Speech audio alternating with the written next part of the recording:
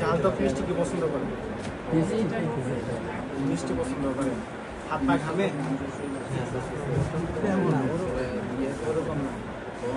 পায়খানা প্রস্রাব কেমন?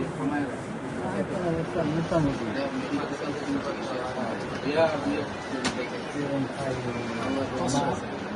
দুর্গন্ধ আছে।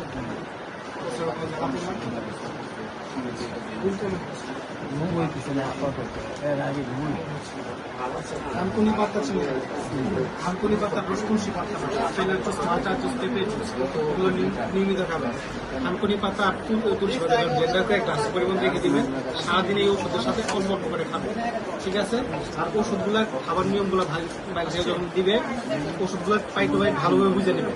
আপনি নিজেকে বুঝবেন, যেন ওদেরকে জিজ্ঞাসা করবেন যে আপনি বুঝাতে পারেন কি। কারণ আমাদের পেশেন্টের মধ্যে কারা সুস্থ হয় না, যারা হইলো খাবারের নিয়মের মধ্যে ওষুধ খাওয়ার মধ্যে ঝামেলা করে।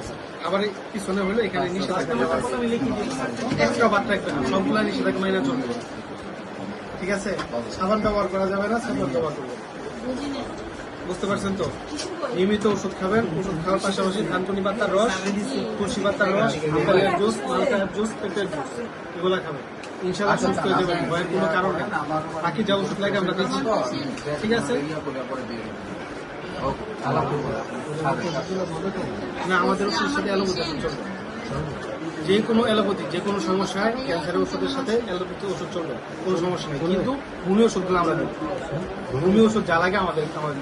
যে কোনো প্রবলেম হলে এখানে প্রেসক্রিপশনের উপর নাম্বার দেওয়া আছে, ফোন নাম্বার দেওয়া আছে, এই নাম্বার যোগাযোগ করুন অথবা রিসিপশন।